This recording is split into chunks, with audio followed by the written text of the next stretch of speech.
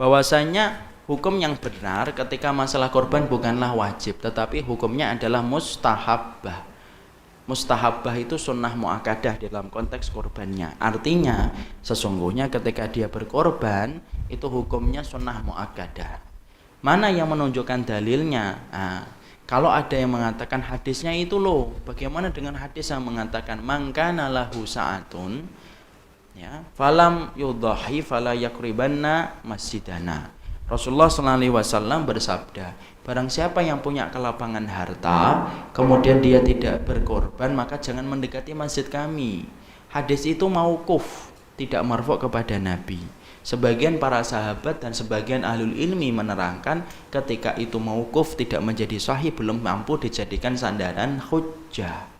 Yang kedua yaitu adalah ketika Abu Bakar dan Umar, di mana mereka pernah melewati tahun-tahun tertentu sengaja untuk meninggalkan korban. Selamat datang di channel Langkah Iman Istiqomah. Jangan lupa like, komen, dan subscribe. Dan semoga kita semua mendapatkan ilmu yang bermanfaat. Amin. Jamaah yang semoga Allah rahmati dan Allah berkahi, harusnya kita mengkaji tentang masalah tafsir. Tentunya melanjutkan kajian kita sebagaimana kajian kita sebelum-sebelumnya, yaitu membahas tentang tafsir Imam Ibnu Katsir surat Al-Baqarah berselang-seling dengan tafsir juz 30, yaitu juz amma yang disusun oleh Syekh Utsaimin rahimahullahu ta'ala. Tetapi tadi Akhi Dika mengingatkan pembahasan kita tentang masalah korban belum selesai di waktu pekan yang lalu, sehingga kita dalam kesempatan kali ini kita akan membahas dan meneruskan kajian kita tentang korban, supaya kita mengerti bagaimana berkorban dengan titian sunnah, karena jembatan sunnah yang menjadikan korban kita menjadi bermakna di sisi Allah Subhanahu wa ta'ala. Sebelum kita membahas itu, tentunya kita faham kita hari ini pada waktu hari Sabtu. Insya Allah 1 pekan lagi, lebih tepatnya 6 hari lagi, kita akan menginjak pada hari Jumat, di mana hari Jumat sudah mulai memasuki bulan Dzul Hijjah, ya. Jadi kita berada pada gerbang 1 bulan yang penuh dengan keutamaan, di mana Rasulullah bersabda, ma min ayyamin al-amalu shalih fiha ahabba ilallah. Tidak ada satu hari yang paling Allah senangi di dalam amal salih kecuali 10 hari. Sampai kemudian para sahabat ketika Nabi menggunakan kata tafdil, paling dicintai, para sahabat kemudian menyenandingkan, yaitu menjejerkan dengan amalan ibadah yang utama. Walal jihad fisabilillah ya Rasulullah, walal jihad fisabilillah illa an kharaja bi nafsihi wa malihi falam yarji' minhu dzalika syai'un.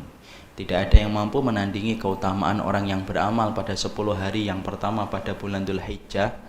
Kemudian para sahabat bertanya, apakah jihad pun tidak mampu menandinginya Rasulullah?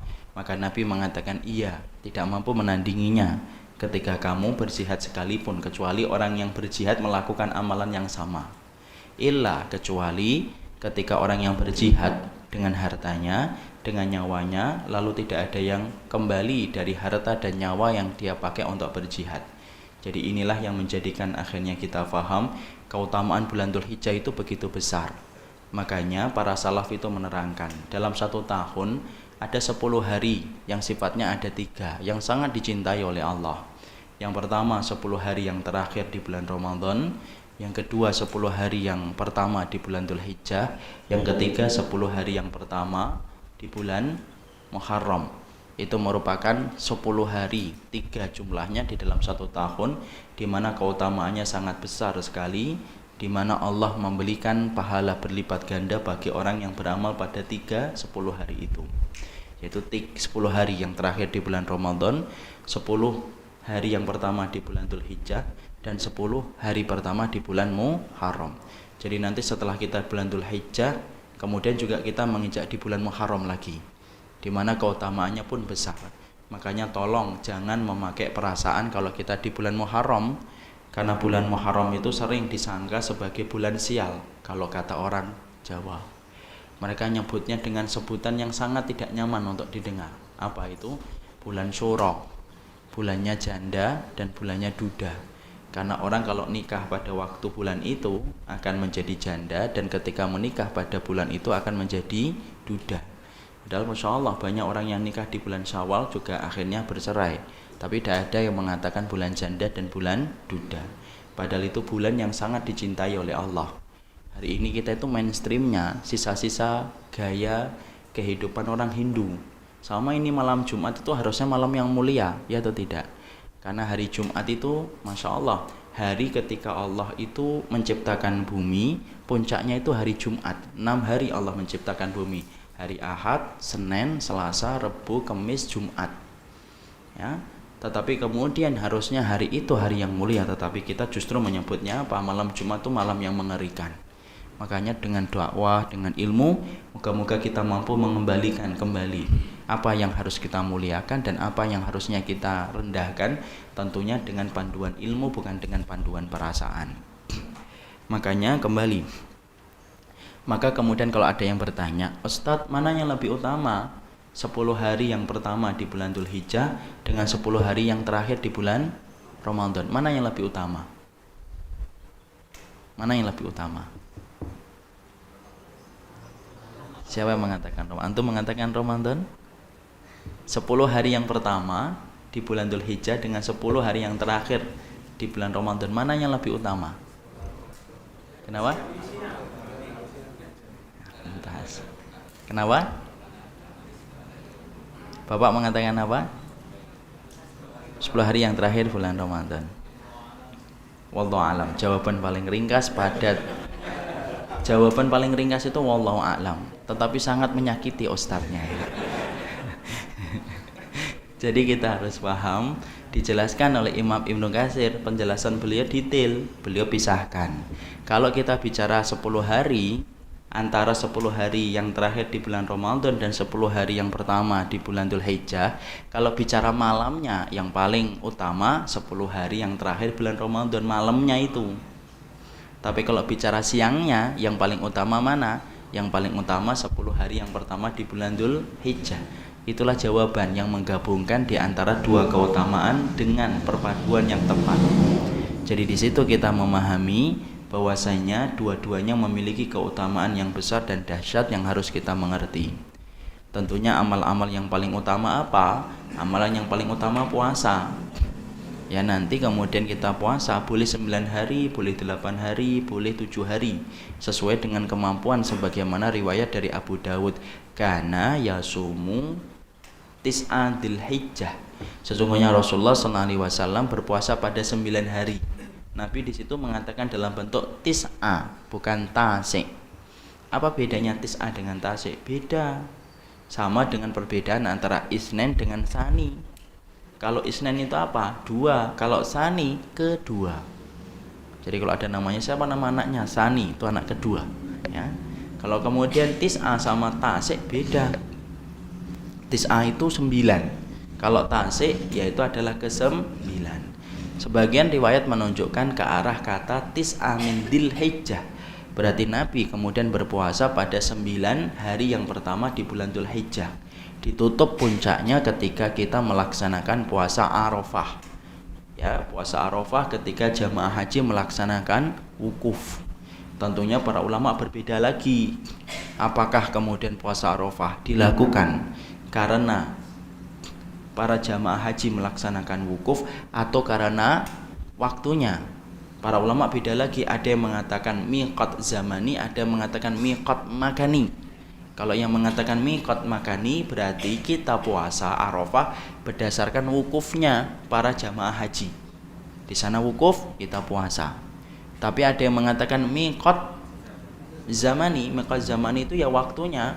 Kalau kita memang waktunya jatuh lebih dulu, maka kita puasa Arafah dulu walaupun di sana belum melaksanakan wukuf. Nah, ini para ulama panjang.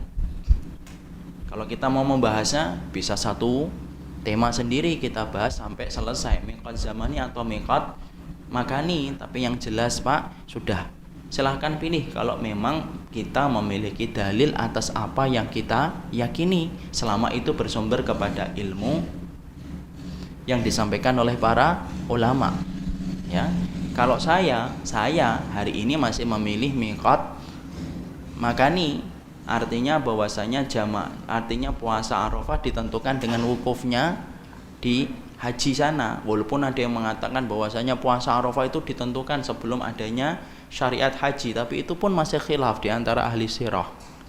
Tetapi yang jelas saya tidak menyalahkan kalau ada orang yang melaksanakan yaitu puasa Arafah dia berdasarkan kepada tempat, dan saya tidak menyalahkan kalau ada yang berdasarkan waktu.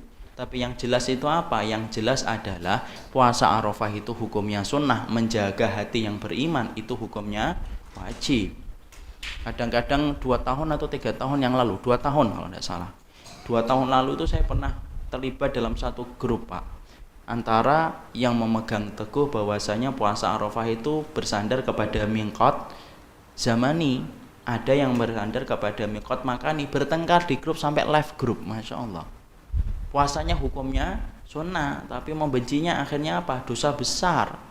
Inilah yang menjadikan kita harus paham, jangan sampai kita tergelincir dengan bisikan setan. Bisikan setan itu apa? Yang nomor 6 bisikan setan itu adalah menyibukkan manusia dengan perkara yang kecil keutamaannya, tetapi diliputkan dari perkara yang besar keutamaannya. Sibuk ngurusin persoalan yang sifatnya tidak penting, tapi akan menghindarkan dari persoalan yang jauh lebih besar, yaitu adalah persoalan bagaimana dia mencintai sesama orang yang beriman. Di situ kita paham puasa Arafah itu hukumnya sunnah. Tetapi kemudian menjaga hati orang yang beriman maka hukumnya wajib. Dahulukan yang wajib dan kemudian letakkan sunnah pada porsinya setelah kita melaksanakan yang wajib, ya. Maka disunahkan bagi kita yaitu adalah kita kemudian memperbanyak puasa.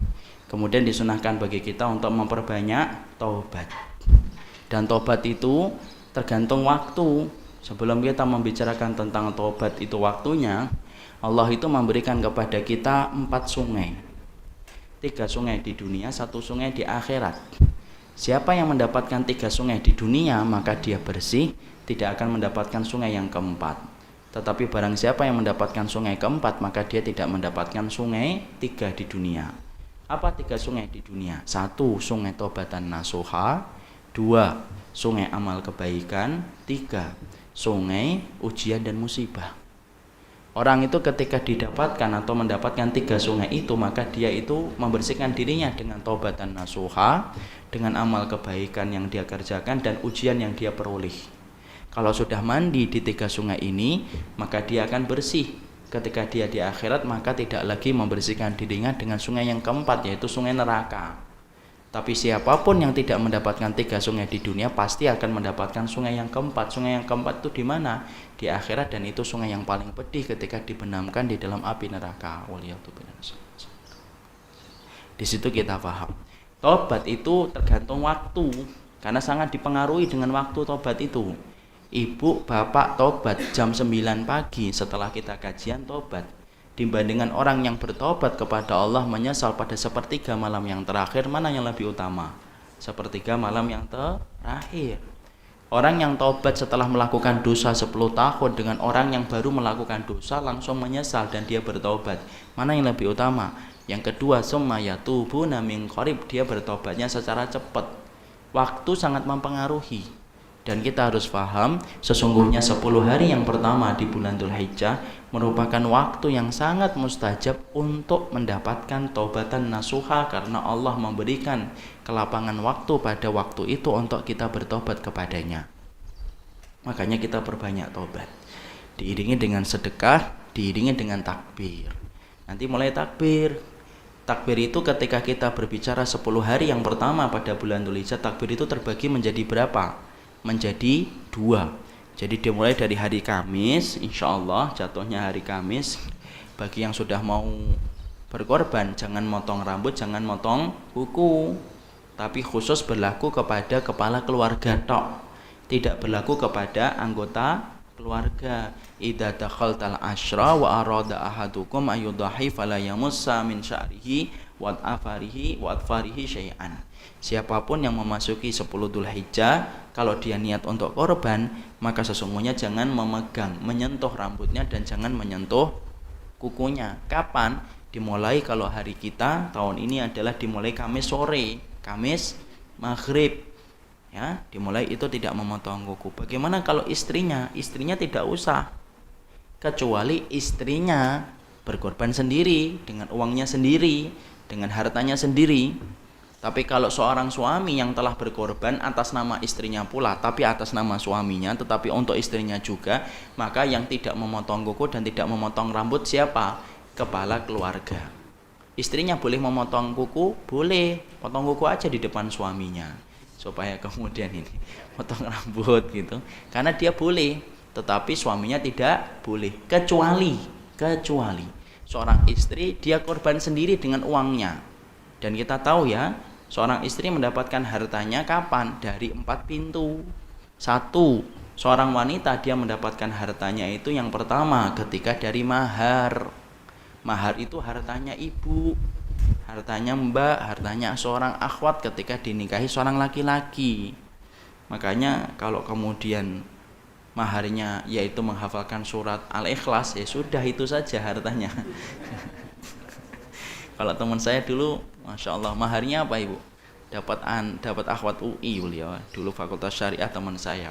Maharnya menghafalkan surat As-Saff, Masya Allah itu. Sudah, sebelum terjadi transaksi menghafalkan surat As-Saff. Saya sudah deg-degan nih, moga-moga tidak lupa, dilupa tidak jadi deh nikah ini. Tapi surat As-Saff kan pendek, ya, pendek gampang dia. Makanya kalau kemudian ada yang minta maharnya apa? Menghafalkan surat Al-Baqarah, Masya Allah. Saya yakin jamaah di BSK ada gagal menikah. karena kemudian tidak ada yang hafal surat Al-Baqarah. Boleh nggak kayak gitu? Boleh, mahar itu boleh dan haknya seorang wanita. Bahkan dia meminta, boleh, tapi belikan jadi miliknya saya. Boleh, cuma melampaui batas. Siapa yang mau? Cuma yang paling baik adalah yang paling sederhana di dalam maharnya. Boleh nggak ditawar? Nah ini, karena ada yang belum nikah, saya tanya yang belum nikah. Boleh nggak ditawar mahar akhirnya? Kalau bapak udah enggak tanya, udah antum aja. Kalau saya bapak tanya, saya takut ada yang marah. Orang boleh nggak mahar ditawar? Boleh nggak mahar ditawar bapak? Wes mantap. Yang ngomong, yang jawab bapak-bapak, ibu-ibunya enggak ada yang jawab. Moga-moga enggak boleh. Jawabannya boleh ditawar, tapi kalau kemudian wanitanya enggak mau, maka tidak boleh disalahkan. Kamu sok jual mahal, itu haknya dia. Enggak boleh kita mengatakan sok jual mahal, itu haknya dia. Cuma syariat itu meletakkan yang paling sederhana, yang paling beriman, yang paling baik itu yang paling sederhana maharnya. Jadi kalau misalkan peralatan alat sholat ya sudahlah, itulah maharnya. Jadi kalau kemudian pingin jual peralatan alat sholatnya, kemudian pingin korban, silahkan. Tapi insya Allah harganya tidak akan cukup itu. Jadi yang jelas pintunya seorang perempuan memiliki harta 1 dari maharnya. 2 dari hibah. Hibah ini para ulama mengatakan umum. Hibah dari suaminya ataupun hibah dari keluarganya dan teman sejawat koleganya. Bisa dia mendapatkan hibah? Bisa. Dia punya teman berhasil, kemudian ngasih nih, saya kasih kamu mobil 1. Hibah karena temannya banyak mobilnya. Ya sudah, tidak apa-apa, itu menjadi miliknya istri. Sama dengan bapak. Saya ingetin bapak kalau sudah ngasih hibah maka itu menjadi milik istrinya. Hibah itu gimana Ustaz? Beda dengan nafkah. Beda. Kalau nafkah bapak berikan per bulan sesuai dengan tingkat kebutuhan di dalam rumah tangga. Kemudian tiba-tiba istri berkata, ini masih ada sisa pak. Berapa? 300 juta misal.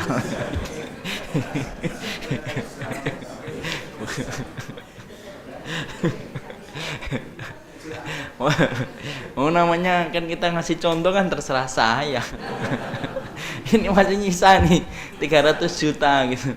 Kemudian sang suami, sudahlah milik kamu aja, itu sisa-sisa sudah buat kamu aja, buat tabungan. Boleh. Maka kemudian 300 juta itu menjadi milik istrinya kalau sudah dikasihkan dalam bentuk hibah. Tapi kalau dia sang suami mengatakan berapa habisnya segini, sudah sini, tidak boleh marah istri. Memang begitu aturan syariatnya. Tentunya saya ingin sampaikan, hidup itu ngikutin syariat, bukan ngikutin perasaan. Ngikutin syariat dulu, perasaan nanti kalau tidak bertentangan dengan syariat tidak apa-apa kita ikutin perasaannya. Maka syariatnya adalah sesungguhnya seorang laki-laki ketika dia kemudian mengatakan minta sisanya itu dikasihkan. Lu wanita tidak bisa kalau nabung Ustaz. Ya wanita kalau memang suaminya nggak ngasih ya memang bagaimana, memang tidak dapat kecuali suaminya ngasih. Ya misalkan ibu pijitin kemudian gimana mas rumah ini, gimana enak kan pijakan saya enak. rumah ini gimana ya? Sudah buat kamu, Dik. Sudah itu. Langsung itu. Sebelum dia berubah pikiran, langsung terima, Ibu. Saya terima rumahnya dalam keadaan ridho, Mas, terima kasih. Setelah itu tidak usah dipijit lagi. Karena hajatnya sudah terpenuhi. Tapi itu boleh, itu diperbolehkan, itu hibah dari suami. Makanya ibu juga harus paham. Kenapa saya sampaikan ini? Batasannya tegas, Ibu. Dalam kehidupan para sahabat wanita Nabi, ada seorang wanita, sahabat wanita yang cerai dengan suaminya. Suaminya masih ngasih gandum setelah masa iddah selesai. Setelah masa iddah selesai, ngasih gandum. Masya Allah, wanita dulu itu hati-hati. Walaupun itu dia dapatkan dari mantan suaminya, seorang sahabat, saya lupa nama suaminya ini. Kemudian dia berkata, saya nggak akan ngambil gandum ini sampai tanya kepada Nabi. Kemudian Nabi menjawab, kalau kamu sudah habis masa iddahnya, maka sesungguhnya tidak ada lagi nafkah untukmu, maka gandum itu diberikan kembali kepada sang suami, mantan suami. Di situ kita ngelihat apa? Pembagian tentang masalah nafkah dikasihkan ketika seorang wanita masih menjadi istrinya. Makanya dalam Islam tidak ada harta gono gini, kecuali memang istrinya kerja, istrinya kemudian mendapatkan warisan, dipakai pula untuk membangun rumah itu, maka dibagi sesuai dengan kontribusi yang diberikan oleh istrinya. Yang ketiga, seorang wanita mendapatkan harta itu dari mana pintunya? Pintu yang ketiga yaitu adalah dari jalurnya warisan yang dia peroleh. Dia dapat warisan, maka itu menjadi milik penuh istrinya. Kemudian yang keempat, ketika dia bertransaksi dalam dagangan. Ketika dia dagangan, punya dagangan, kemudian dia punya bisnis, maka hartanya itu menjadi miliknya dia. Kalau wanita sudah menggenggam 4 ini, maka wanita boleh untuk berderma tanpa meminta izin dari suaminya. Dan ingat loh, seorang suami tidak boleh kecewa ketika dia mendapati istrinya ternyata mendermakan hartanya kepada satu keluarga tanpa memberitahu kepada suaminya. Loh, ternyata kamu sedekah ke sana selama ini ya, kok kamu nggak pernah cerita sama saya? Itu kan hartaku. Nah, istrinya mengatakan, enggak mas, itu bukan dari harta nafkah, itu dari harta warisan saya sendiri yang saya dapatkan dari ibu. Nah, itu enggak boleh digugat. Jadi kenapa sih pemisahan ini penting? Pemisahan ini penting supaya kapan seorang wanita bisa beribadah secara bebas dengan hartanya tanpa meminta izin dari suaminya. Tapi kalau ibu ingin sedekah, diambilkan dari nafkah, maka itu boleh, tetapi dengan izin dari suaminya, kecuali harta itu ibu peroleh dari 4 pintu yang tadi kita sebutkan. Ya, jadi di situ kita harus paham. Ya. Jadi kemudian disitulah seorang istri kemudian dia tidak perlu untuk menyebutkan kalau dia mendapatkan dari jalur dia sendiri. Sekarang apa tadi masalahnya tadi? Tadi masalah apa? Takbir ya. Jadi kembali lagi ke tema. Jadi takbir itu kemudian terbagi menjadi 2, yaitu takbir yang kita lakukan pada waktu Kamis ketika menjelang malam. Takbir itu terbagi menjadi 2. Ada takbir 1 mutlak, ada yang kedua takbir muqayyad. Takbir mutlak itu gimana? Takbir mutlak gimana? Akhir Ahmad. Kampa? Contohnya gimana?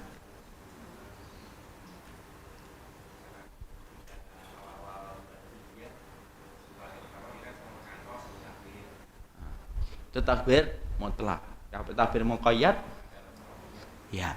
Takbir itu terbagi menjadi 2. Ada takbir mutlak, ada takbir muqayyad. Takbir mutlak itu diucapkan kapan? Yaitu pada tanggal Kamis menjelang maghrib sampai ketika kita melaksanakan sholat Idul Adha.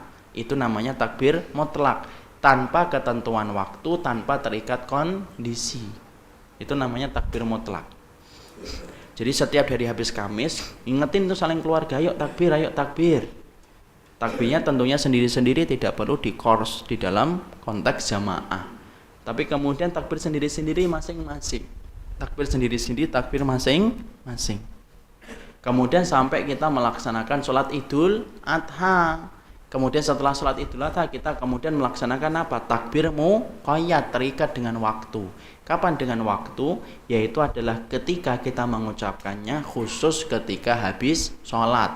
Bersama dengan imam, bersama-sama, bukan dikoordinir oleh imam, tetapi bersama-sama. Selesainya kapan?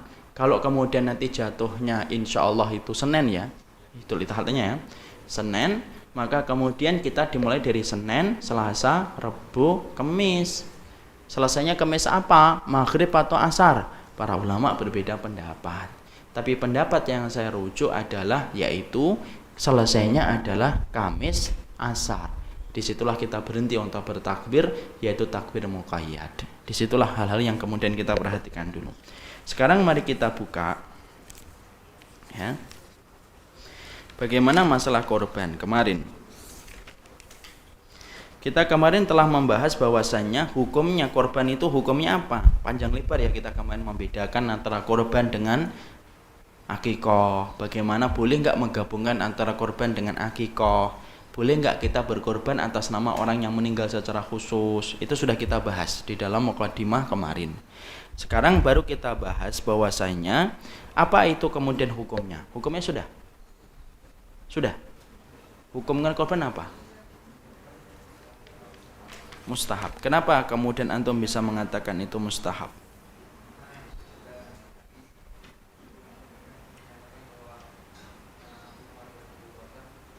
Bukan hadis, asar. Betul. Bahwasanya hukum yang benar ketika masalah korban bukanlah wajib, tetapi hukumnya adalah mustahabbah. Mustahabbah itu sunnah muakkadah dalam konteks korbannya. Artinya sesungguhnya ketika dia berkorban itu hukumnya sunnah muakkadah. Mana yang menunjukkan dalilnya? Kalau ada yang mengatakan hadisnya itu loh, bagaimana dengan hadis yang mengatakan man kana lahu sa'atun ya, falam yudhahi fala yakribanna masjidana. Rasulullah SAW bersabda, barang siapa yang punya kelapangan harta, kemudian dia tidak berkorban, maka jangan mendekati masjid kami. Hadis itu mauquf, tidak marfu' kepada Nabi. Sebagian para sahabat dan sebagian ahlul ilmi menerangkan ketika itu mauquf tidak menjadi sahih, belum mampu dijadikan sandaran hujjah. Yang kedua, yaitu adalah ketika Abu Bakar dan Umar, di mana mereka pernah melewati tahun-tahun tertentu sengaja untuk meninggalkan korban. Sengaja mereka untuk meninggalkan korban supaya salah satunya untuk memberikan pelajaran supaya tidak dipahami bahwasanya korban itu wajib. Sebagaimana seorang sahabat yaitu adalah Abu Mas'ud Al-Ansari. Abu Mas'ud Al-Ansari ini seorang sahabat yang punya kelapangan harta. Kemudian dia meninggalkan sedekah korban. Maka orang itu berkata, kamu itu kaya, tapi kenapa kamu enggak korban? Perhatikan jawabannya. Abu Mas'ud Al-Ansari lalu berkata, inilah ada al-adha, aku sengaja tinggalkan korban tahun ini. Wa inilah musirun. Apa itu artinya? Wa inilah musirun. Padahal saya itu orang yang kaya, mampu, kuat. Makhafatan, karena saya tinggalkan itu supaya orang tidak berprasangka bahwasanya korban itu hukumnya wajib yang harus dilakukan tiap tahun. Ya, jadi di situ kita mendapati penjelasan gamblang dari Abu Mas'ud Al-Ansari bahwasanya hukumnya korban itu bukan wajib, tetapi hukumnya adalah sunnah muakkadah. Sekarang kita kemudian belajar sebentar. Sebelum kita membahas ini, kemarin kita juga telah membahas bahwasanya kambing itu cukuplah kambing itu satu untuk satu keluarga. Ya, itu yang paling minim, tidak usah kemudian diwakilkan untuk fulanah istri saya, untuk anak saya fulan, untuk anak saya fulanah, tidak perlu. Tetapi cukuplah kemudian kita menyebutkan satu kepala keluarganya mencakup seluruh keluarganya. Itu yang kemudian enak, ya. Tidak usah kemudian disebutkan satu-satu. Misalkan satu keluarga korban dengan 5 kambing, tidak usah. Ini untuk saya, ini untuk istri saya, ini untuk anak-anak saya, tidak usah. Cukup disebutkan satu nama saja, kemudian mencakup pahalanya kepada seluruh keluarga. Bagaimana kalau kemudian keluarganya besar? Apakah cukup dengan satu kambing? Cukup dengan satu kambing. Istrinya 4 Ustaz, anaknya 12. Cukup satu? Iya, satu saja kalau memang batasan minimnya satu. Tapi mosok sih istrinya 4 kambingnya cuma satu, ya kan pasti uangnya lebih lah. Jadi kemudian kenapa Pak Tatang kesenyum? Jadi kemudian tetapi kemudian boleh lebih. Jadi ternyata satu keluarga itu kemudian satu kambing. Boleh nggak kemarin kita kemudian utang ketika kita ingin korban? Maka sebagian para ulama mengatakan boleh, sebagaimana Imam Ibnu Hazm ketika merujuk kepada surat Al-Hajj ayat yang ke-36, yaitu lakum fiha khairun. Kenapa kamu hutang ketika kamu korban? Nah, beliau membaca surat Al-Hajj 36, lakum fiha khair, sesungguhnya dalam korban itu ada kebaikannya. Makanya beliau berhutang supaya melewati 10 hari. Pada tanggal 10 hari tasyrik beliau berkorban untuk mendapatkan kebaikannya. Syekh Utsaimin mempunyai penjelasan. Kapan korban itu boleh dengan utang? Ketika orang yang berhutang memang punya kalkulasi di mana mampu membayarkan hutangnya setelah dia berkorban. Tapi kalau memang dia tidak punya kalkulasi perkiraan untuk menutupi hutangnya, jangan sekali-kali hutang. Kenapa? Hutang itu perkara mubah tetapi bisa menghalangi masuk surga. Di situ kita paham. Ya. Sekarang kita kemudian bahas, yaitu adalah korban. Sekarang yang kita pahami, apakah boleh korban itu dengan betina? Boleh atau tidak kita berkorban dengan betina? Boleh. Walaupun yang paling afdal adalah jantan, tetapi yang paling afdal di dalam kita berkorban itu adalah jantan. Tetapi secara syariat diperbolehkan bagi kita untuk berkorban dengan betina. Karena tidak ada syariat khusus yang menerangkan tentang wajibnya korban dengan binatang jantan. Tapi boleh dengan binatang betina. Maka dikatakan oleh kemudian beberapa ulama, salah satunya disampaikan di dalam keterangan dari Imam Nawawi, bahwasannya syarat sahnya hewan korban itu yang penting adalah binatang ternak. Adapun permasalahan yang sifatnya itu adalah jantan ataupun betina tidak ditekankan dan tidak diatur secara detail oleh syariat, kembali kepada keumumannya. Jadi boleh bagi kita berkorban dengan jantan dan boleh bagi kita berkorban dengan betina. Yang penting adalah binatang ternak. Sekarang masalahnya, kalau kemudian kerbau, boleh atau tidak kerbau itu? Boleh atau tidak kerbau itu? Ketika kita kemudian korban. Kenapa boleh, Pak? Dalilnya apa? Hah? So, dalam kategori sapi. Boleh atau tidak dengan sapi? Dengan kerbau. Kan misalkan kita pakai kerbau itu, boleh atau tidak? Pak Tatang, boleh atau tidak? Kenapa? Boleh apa ini? Boleh yang ini loh ya? Iya. Boleh. Apa dalilnya boleh? Kenapa? Kan tidak disebutkan di dalam syariat. Syariatnya apa? Sapi, domba, onta, kambing. Tidak disebutkan kata kerbau. Nanti kemudian ada orang yang berprasangka itu bid'ah pakai kerbau karena tidak disebutkan oleh Nabi. Cara jawabnya gimana? Cara jawabnya pakai gimana? Kenapa? Mumtaz. Ini jawabannya. Syekh Utsaimin menerangkan karena dikiaskan dengan sapi. Di situ kita paham ya Pak. Sesungguhnya di dalam syariat Islam, kias itu adalah menjadi sandaran dalil apabila kias itu benar. Tapi kalau kias itu salah, hati-hati loh. Kias salah itu menyebabkan banyaknya kerusakan agama itu juga karena kias. Tahu ya kias ya? Kias itu apa? K-I-H-A-S, kias. Kias itu artinya analogi. Kalau kemudian kita memakai kias yang salah, hati-hati. Karena rusaknya seseorang di dalam urusan agamanya itu juga disebabkan karena kias. Contohnya apa? Iblis itu rusaknya gara-gara apa? Dosanya iblis itu apa pertama kali? Dosanya iblis itu apa? Enggak, itu perilakunya. Dosanya sombong. Tapi sombongnya kemudian iblis itu disebabkan karena apa? Kias yang salah, pemikiran Pak. Semua itu dimulai dari pemikiran. Kalau pemikiran sudah salah, maka timbulnya sombong, merendahkan, semua itu dari pemikiran. Makanya kemudian diceritakan oleh Allah kan. Coba kita buka di dalam Quran. Kita belajar kias sebentar. Kita buka dalam surat Al-A'raf.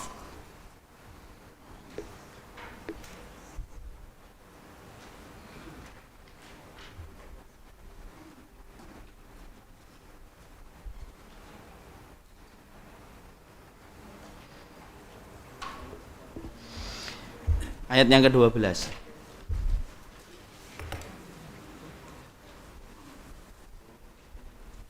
Kita belajar kias sedikit karena ini juga penting karena berkaitan tentang sapi dan kerbau. Dibaca Hidika. A'udzu billahi minasy syaithanir rajim. Qala ma mana'aka alla tasjuda id amartu. Qala ana khairum minhu khalaqtani min narin wa khalaqtahu min tin.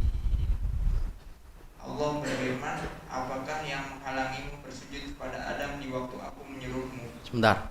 Di sini kita mendapati Allah itu masih tanya kepada iblis ketika mendapati iblis tidak sujud kepada Adam. Ini loh Pak yang namanya proses memutuskan satu hukum kepada orang itu ditanya dulu. Jangan pakai prasangka. Jangan pakai kata orang. Jangan kata kemudian modal broadcast. Tapi ditanya dulu.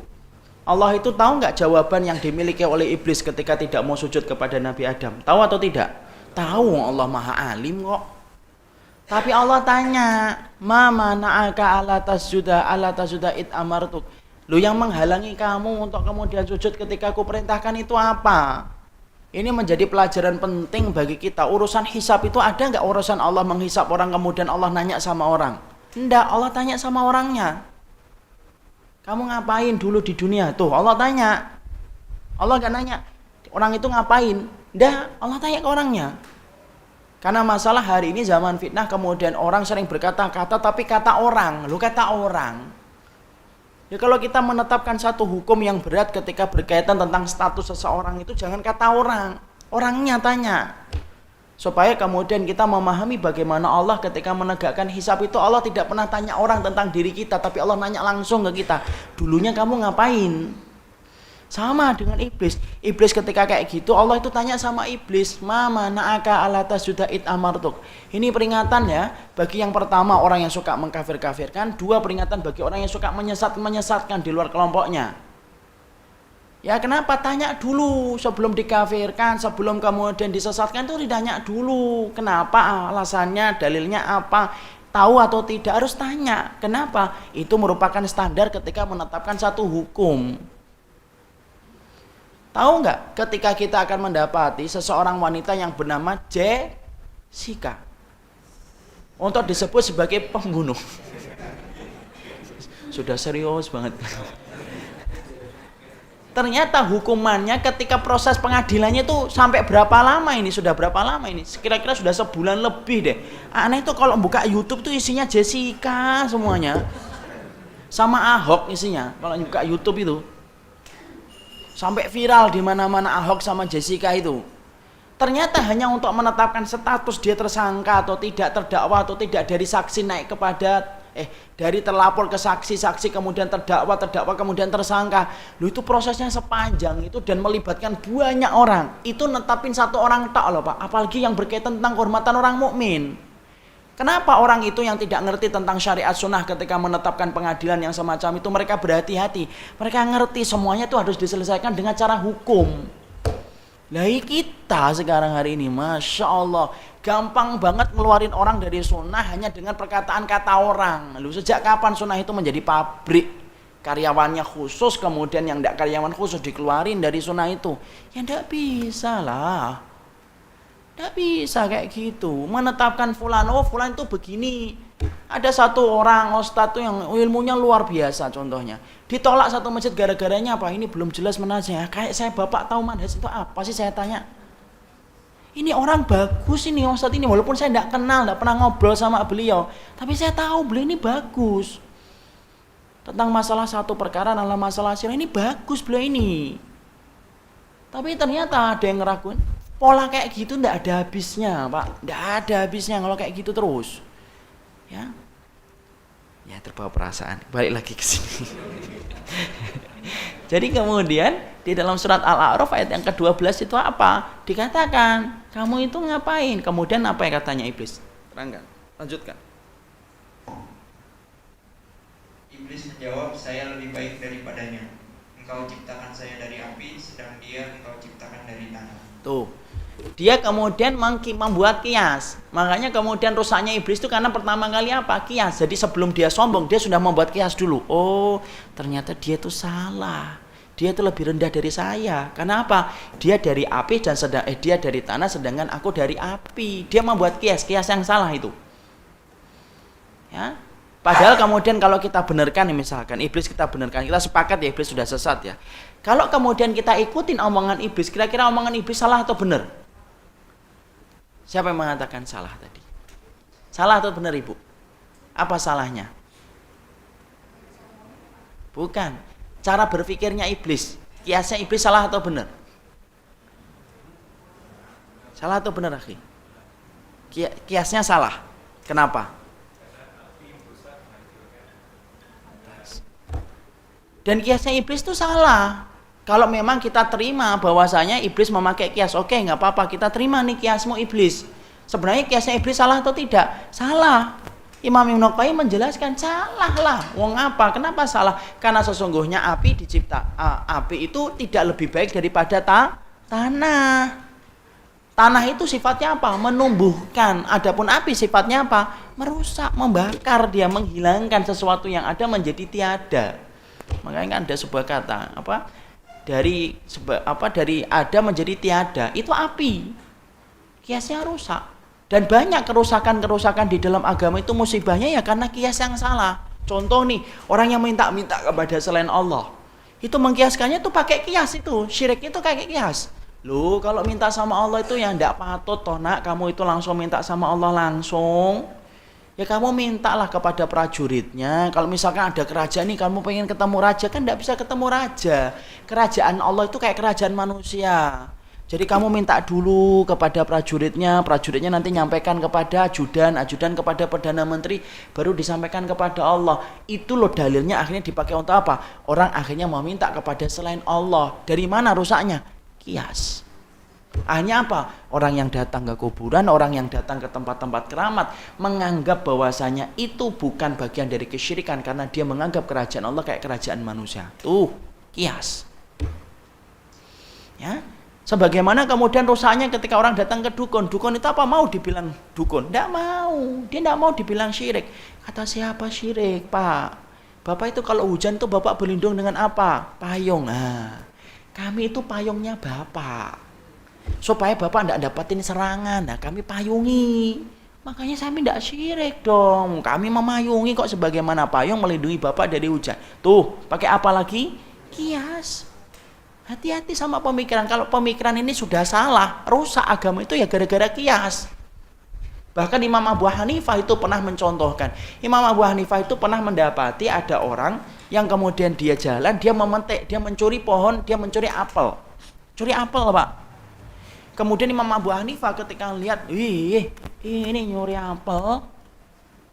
Lalu kemudian diikuti sama Imam Abu Hanifah berprasangka. Tuh ulama. Husnudon. Ini jangan-jangan pemuda yang sedang kelaparan dan pemuda miskin. Itu ulama. Husnudonnya gede. Tapi diikutin. Ternyata setelah dia mencuri apel, dikasihkan apel itu ke siapa? Dikasihkan apel kepada fakir miskin yang ada di pinggir jalan. Lah Imam Abu Hanifah kaget toh. Loh, ternyata malah kemudian tidak dipakai untuk makan sendiri, dikasih sama orang lain.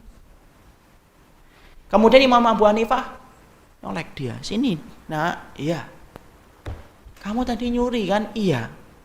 Kenapa kamu infakkan? Ya iya, saya infakkan. Satu kebaikan itu dia nanya, satu kebaikan dilipat gandakan berapa? 10 kebaikan. Tuh.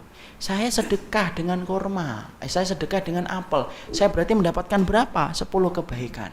Adapun nyurinya dapat 1. Dan dosa tidak dilipat gandakan oleh Allah.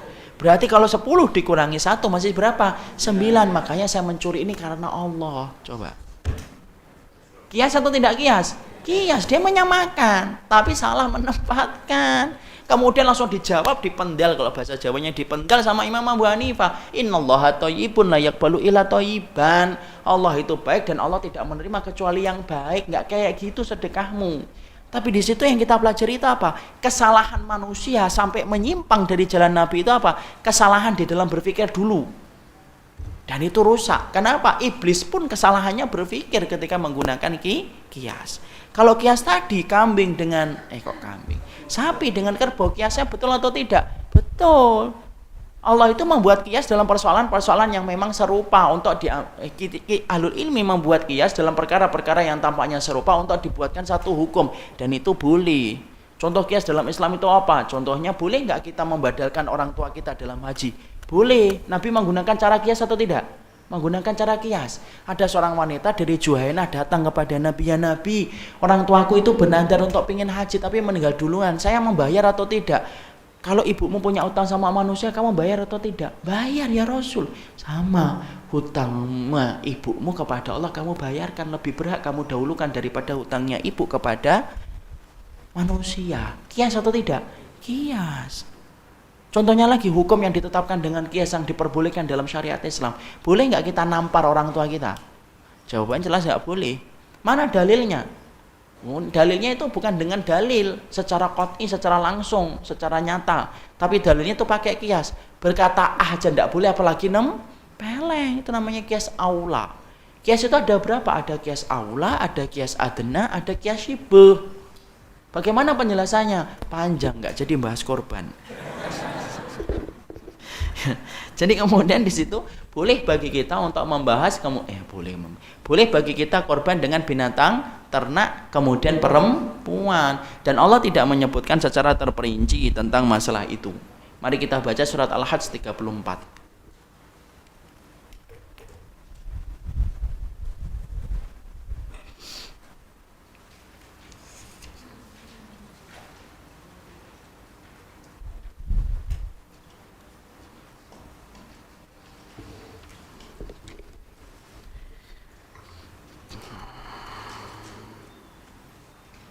A'udzu billahi minasyaitonir rajim.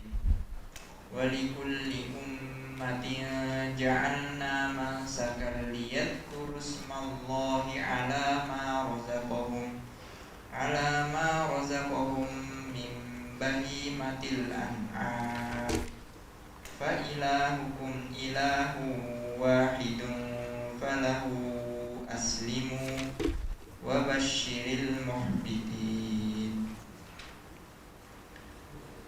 Dan bagi tiap-tiap umat telah kami syariatkan penyembelihan kurban supaya mereka menyebut nama Allah terhadap binatang ternak yang telah direzekikan Allah kepada mereka. Ya. Pak. Ya, teruskan. Ya.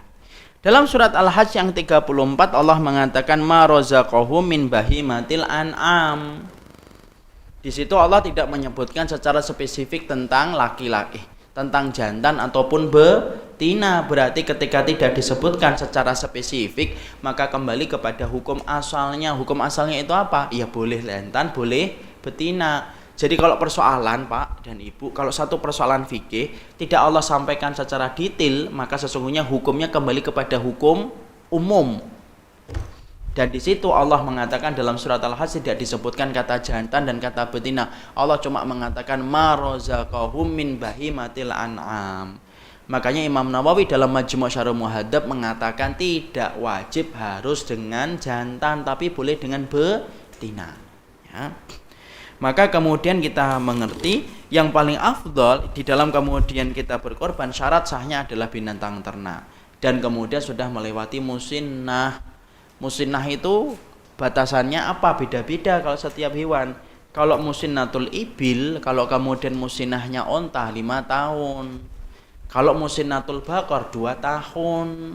Kalau musinnahnya adalah kambing, maka 1 tahun. Itu musinnah. Makanya Nabi kemudian bersabda la tadbahu illa musinnatan. Jangan nyembelih ya, kecuali kemudian kamu betul-betul mendapati yang kamu sembelihkan itu adalah musinnah. Dan para ulama mengatakan musinnah itu adalah 5 tahun kalau kita kembalikan kepada onta. Kalau kita kembalikan kepada bakor, sapi 2 tahun. Dan kalau kita kembalikan kepada ghanam, maka artinya 1 tahun ya. Sekarang setelah kita ngerti, maka kemudian jika kita harus paham ada aib-aib yang harus dikembalikan, pecah tanduknya, terlalu kurus, berpenyakit. Karena kita mendapati perintah dari Rasulullah SAW, fatibu biha nafsan. Sesungguhnya perbaikilah cara kamu di dalam kamu berkorban. Itu harus diperbaiki. Kenapa? Darahnya itu yang disimpan oleh Allah. Kalau darahnya dari binatang yang gede, berkualitas, maka itu yang ibu simpan, bapak simpan itu di sisi Allah.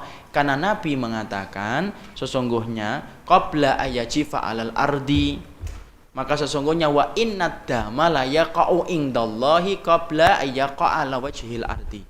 Karena Nabi bersabda, hewan yang kamu sembelih itu sebelum darahnya muncrat, menetes, membasahi bumi, maka sesungguhnya, Masya Allah, maka sesungguhnya Allah telah simpan darah itu sebelum darah itu membasahi bumi. Fatibu biha nafsan, maka perbaikilah terus bagaimana cara kamu berkorban. Makanya yang paling afdal, yang gemuk, yang jantan, yang betul-betul terpilih.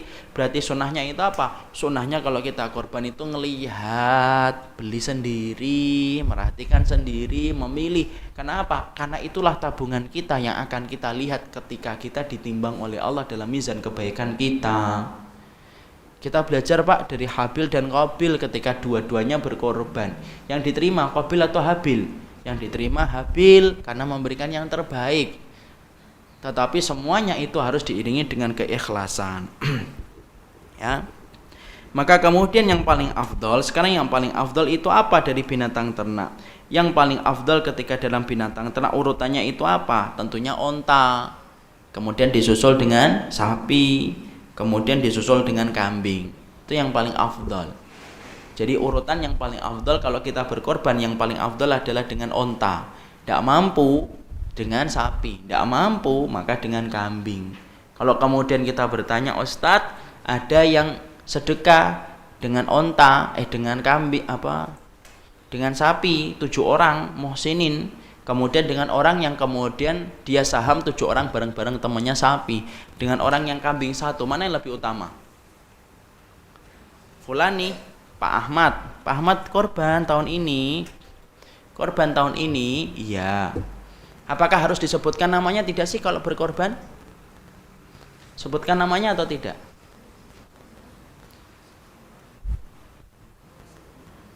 Wajib disebut namanya atau tidak? Kalau misalkan ada yang berkorban dengan nama Allah, boleh atau tidak?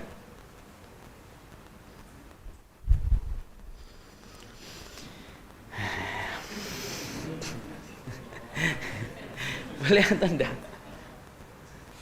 Boleh enggak kemudian korban dengan nama hambanya Allah, boleh atau tidak?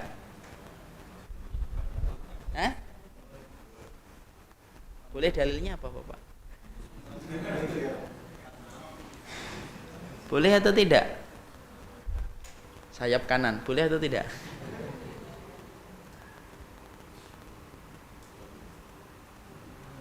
Boleh. Dalilnya?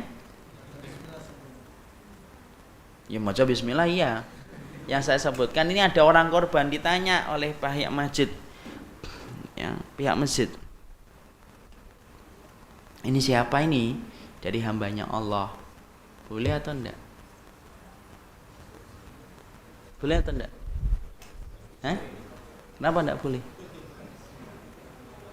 Yang mana? Boleh atau tidak?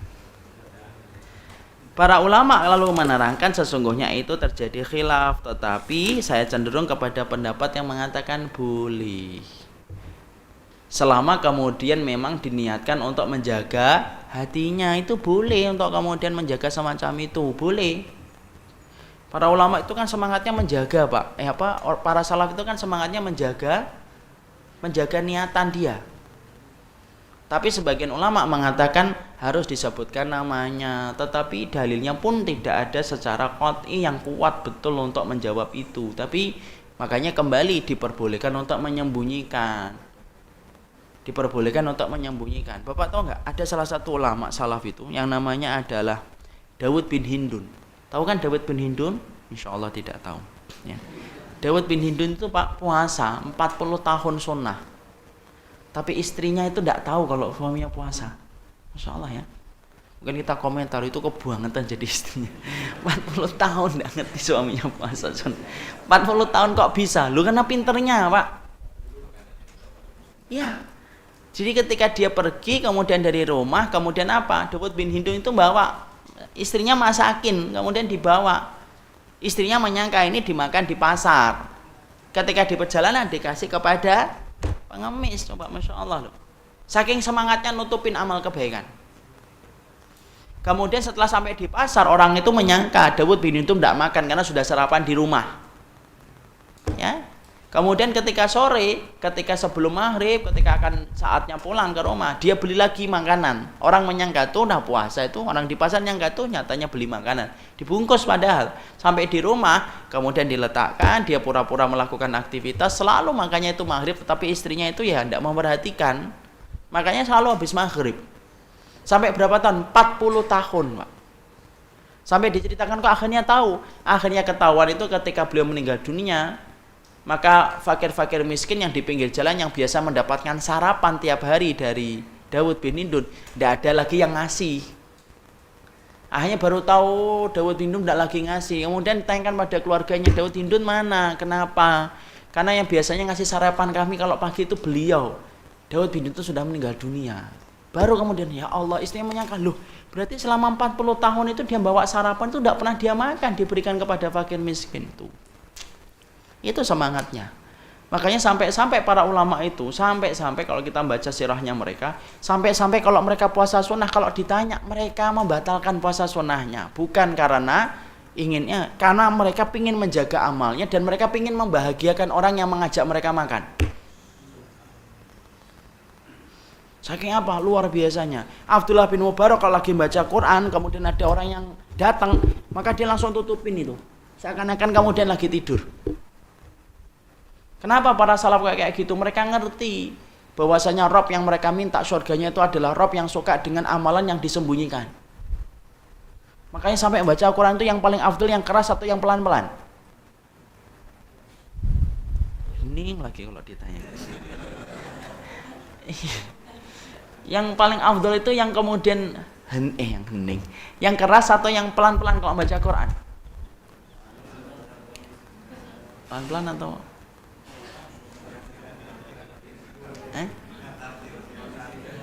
lihat kondisi. Gimana lihat kondisi? Rasulullah SAW bersabda, ya, orang yang membaca Al-Quran dalam keadaan pelan-pelan sebagaimana orang yang sedekah sembunyi-sembunyi. Orang yang membaca Al-Quran dengan keras maka sebagaimana orang yang sedekah terang-terangan. Tuh. Berarti kalau membaca pelan-pelan itu kemudian lebih afdal daripada yang membaca keras-keras. Itu karena apa? Semangatnya sunnah itu bagaimana kita itu menjadi orang yang punya gudang rahasia di balik punggung kita ketika beramal. Punya punggung rahasia itu, punya gudang rahasia di situ, kita simpan segala amal kita di situ. Ya, tentunya kalau kemudian baca Quran tentunya ada kondisi tertentu. Kalau ngajarin Quran ya jangan pelan-pelan. Gimana Ustaz sinnya? Sin. Enggak gitu. Ya kemudian harus keras ketika lagi ngaji. Kita tinggalkan. Maka kemudian harus musinnah. Kemudian kita singkatkan. Lalu kemudian yang paling afdal yaitu adalah binatang, yaitu adalah onta, yang kemudian setelahnya adalah sapi, setelahnya adalah kambing. Maka kemudian yang paling afdal ketika kita sudah bicara tentang domba, yang paling afdal adalah putih. Kemudian agak kecampur-campuran, kemudian warnanya hitam. Itu termasuk di antara binatang yang afdal untuk kita ini. Jadi pilih yang jantan kalau mampu, yang gemuk, yang kemudian kalau mampu gibasnya adalah gibas yang putih. Sebagaimana dikatakan amlahaini doha bikabsyaini, Rasulullah kemudian berkorban dengan 2 domba. Amlahaini, amlah itu adalah putih, yang dia betul-betul putih. Al abyadul khalisul bayad, itu putih banget kalau bahasanya kita. Jadi betul-betul kemudian yang putih lebih utama daripada warna-warna yang lainnya. Kemudian disunahkan untuk tidak memotong kambing dan yang lainnya. Waktu penyembelihan yaitu adalah dimulai dari setelah kita melaksanakan sholat Idul Adha sampai kemudian kita 3 hari setelahnya. Kalau kita jatuhnya Senin berarti dari apa? Selasa, Rebu, Kemis. Jadi Selasa, Rebu, Kemis, kemudian asarnya kita sudah selesai. Kemudian kita harus paham bahwasanya disunahkan untuk melihat tetesan darahnya. Tapi bukan berarti bahwasanya wajib untuk kita korban di tempat kita. Enggak, boleh kita korban di tempat-tempat yang jauh kalau dirasa memang ada manfaatnya. Ustadz nanti kan tidak melihat tetesan darahnya. Betul, kamu tidak melihat sunnah tetesan darahnya, tapi kamu mendapatkan sunnah yang lebih besar. Apa? Yaitu memberikan kepada orang yang jauh lebih membutuhkan. Contohnya ini kayak di pondok, contohnya di kampung, contohnya di Suriah, Pak. Kapan lagi kalau kita nggak membahagiakan mereka kecuali di bulan-bulan kayak gini? Kenapa makan daging susah? Masih banyak orang yang makan daging susah.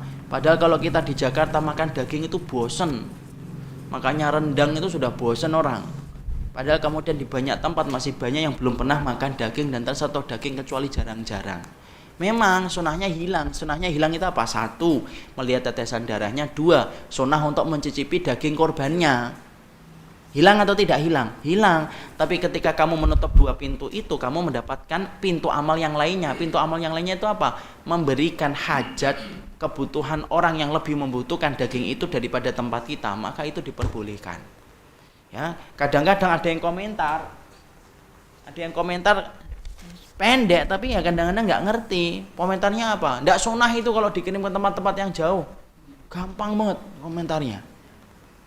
Padahal bukan sesederhana itu, masalah itu disampaikan oleh para ulama. Lalu kalau kemudian kita nggak boleh ngirimkan tempat-tempat yang membutuhkan bagaimana? Dan sifatnya tidak menghilangkan syarat sahnya. Syarat sahnya itu apa? Waktunya, jenis binatang ternaknya, itu syarat sahnya.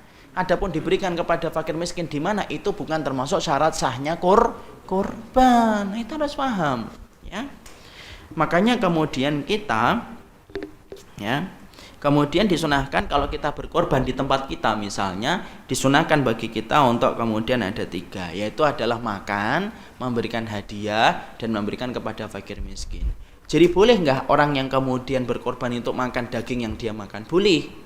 Itu sunahnya. Kalau memang kita korbannya di dekat-dekat sini, kita korbannya kemudian di dekat-dekat sini, boleh. Untuk kemudian makan apa yang ada, itu diperbolehkan. Dan itu termasuk sunnah. Makanya panitia, Pak, kalau kemudian ada yang korban. Nah, ini bicara tentang kepengurusan panitia korban. Kalau ada yang kemudian korban, ditulis. Kalau memang dia orang sini. Ibu pengen ngambil apanya? Oh, enggak usah, Pak, semuanya untuk fakir miskin. Oh, enggak, ada sunahnya ibu ngambil bagian dikit. Enggak apa-apa ya, 1 kilo misalkan. Tapi saya maunya semua, ya sudah. Yang penting sudah disampaikan. Tapi sunahnya sampaikan, sunahnya makan dari barang yang ibu korbankan, hewan yang ibu korbankan, bapak yang ibu korbankan itu. Tapi kalau kemudian dia mengatakan semuanya untuk fakir miskin, ya enggak apa-apa. Kemudian boleh untuk sedekah. Boleh enggak sedekah kepada orang kafir? Hadiah. Boleh nggak kepada orang kafir? Boleh. Kalau kita melihat bahwasannya dia punya kecenderungan ke dalam Islam, kemudian kasih kambing. Nih hadiahnya 1/3 untuk hadiah dia. Kenapa? Supaya dia masuk Islam, setelah dia merasakan nikmatnya masuk Islam itu dapat daging kambing. Misal, enggak apa-apa kan, itu untuk menarik dia hatinya dulu. Sebelum nanti kita tanamkan kepadanya akidah dan iman. Boleh. Hadiah itu juga boleh. Yang ketiga baru 1/3 kepada fakir miskin. Nah, saya ingatkan ini, ya. Yang saya ingatkan adalah ada beberapa hal yang tidak dipahami dengan baik, ya, oleh kemudian orang yang menjadi panitia korban. 1, panitia korban itu tidak pernah menjadi amil korban karena tidak ada amil korban. Beda dengan amil zakat. Jadi kemudian betul-betul dia itu adalah amil, tidak ada amil korban. Kalau dia itu adalah amil, bukan amil korban, kalau dia itu bukan amil korban, berarti bapak harus tahu pengurus di masjid itu tidak boleh ngambil. Kenapa? Karena bapak bukan amil korban. Tidak ada amil korban dalam Islam, dalam sunnah itu. Loh, tapi kita kan sudah capek, letih, nanti kan pengennya jam 11, jam 12 kita makan bareng-bareng, ngesop, nyate. Itu bukan berarti haram, enggak. Tapi masalahnya terletak kepada bagaimana teknisnya aja. Teknisnya itu gimana? Gampang, dibuat akad supaya itu menjadi halal. Gimana caranya? Kalau ada yang pingin korban, misalkan Pak Tatang pingin korban, saya panitia masjid, Pak Tatang pingin korban, iya. Korban perasaan atau korban hati? Misalkan korban, jadi korban kambing misalkan. Nah kita tanya ini, ya Pak, ini ada hadiah yang harus kemudian boleh diambil dari hewan korbannya. Boleh enggak panitia masjid mendapatkan hadiah dari hewan korbannya Bapak? Oh boleh, silahkan. Berapa Pak? Udah 2 kilo, 3 kilo untuk panitia. Maka kalau sudah kayak gitu akadnya jadi Boleh. Kenapa? Kita ini menjadi wakil, bukan menjadi amil, Pak. Kalau yang namanya wakil itu ya harus sebagaimana dia mendapatkan amanahnya. Contoh nih, saya mewakilkan uang 2 juta kepada Dika. Boleh nggak Dika ngambil dari 2 juta itu? Nggak boleh. Oh, namanya wakil kok. Nih, kasihkan ini kepada Pak Dodi nih, 2 juta. Dia nggak boleh ngambil itu, uang wakil kok. Ya sudah, saya sampaikan amanahnya, Pak. Ini wakil namanya. Ini namanya wakil. Jadi disitulah kita paham, amil panitia korban itu bukan amil korban, tapi dia itu wakilnya orang yang berkorban. Jadi kalau kemudian dia pingin makan-makan setelah acara penyembelihan selesai, caranya gampang. Caranya bagaimana? Yaitu adalah dengan kita meminta akad yang baru. Minta akad sebelum nih, Pak, boleh nggak hadiahnya kepada panitia masjid? Boleh, silakan. Baru kemudian kita 2 kilo ini nanti dipotong nih, miliknya Pak ini boleh dipotong 2 kilo untuk kita pisahkan. Nah, ini nanti dimasak jadi sop kambing, jadi sate. Nah, ini boleh. Ya, itu kemudian menjadi halal. Alah, toh kalau juga kemudian tidak minta juga pasti diridhoi. Loh, jangan gitu. Yang namanya akad itu penting. Seorang wanita kemudian dipegang itu haram atau tidak haram? Haram. Dicubit haram. Ya. Dipandangin terus-terusan itu haram. Tapi kalau sudah dengan akad, saya terima nikahnya dan mas kawinnya. Qabiltu nikaha wa tazwijaha bimahrin madkurin halan. Halal atau tidak halal? Halal. Akadnya cuma 1 menit, tidak ada 1 menit, tapi berubah tidak semua hukumnya. Semua hukumnya berubah dengan akad tadi. Jangan remehkan akad. Akad itu penting. Ya, makanya kalau kemudian akhirnya kita paham, oh dengan akad berarti nanti sampaikan, oh berarti nanti kalau ada yang korban nih, misalkan 10 orang, tanya aja, Pak, nanti hadiahnya buat panitia masjid ya, biar panitia makan-makan. Oh silahkan ambil Pak bagian dari hadiah dari saya. Boleh, sampaikan. Bang, korban tidak semuanya ngerti bahwasanya korban itu ada pembagian 3. Itu kewajiban panitia untuk menyampaikan ilmunya. Kalau bisa dikasih risalah pendek, dikasih kemudian tulisan pendek supaya dia paham, dia baca. Sebelum dia korban, dia ngerti sih batasan-batasannya apa ketika korban. Sama pula yang saya ingatkan ketika mendapati kulit, tidak boleh dijual kulitnya. Kenapa? Kulit itu harusnya menjadi milik siapa? Fakir, miskin. Ya kasihkan kulitnya kalau memang mumpuni. Cuma kan masalahnya buat kulit buat apa? Orang miskin juga tidak mau kan, ini kulitnya Pak. Tidak mau dia. Caranya gimana? Gampang caranya. Bapak kemudian akadkan kepada fakir miskin yang sudah dikumpulkan sebelum membagikan kupon. Ibu-ibu, bapak-bapak, bapak dan ibu itu harusnya dapat kulit. Boleh nggak kemudian kulitnya? Boleh nggak kulitnya itu kami jual?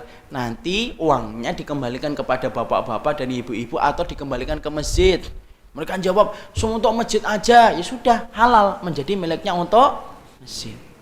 Itu kan cuma kulit, walaupun cuma kulit, tapi Nabi memerintahkan kita tidak boleh menjual itu. Kenapa kita kemudian meminta akad dari para fakir miskin? Kalau sudah minta akad berarti bapak wakilnya fakir miskin. Paham? Paham insyaallah. Saya kira cukup apa yang kita kaji insyaallah. Ini yang kita sampaikan, pentingnya bagi kita memahami korban dengan ilmu.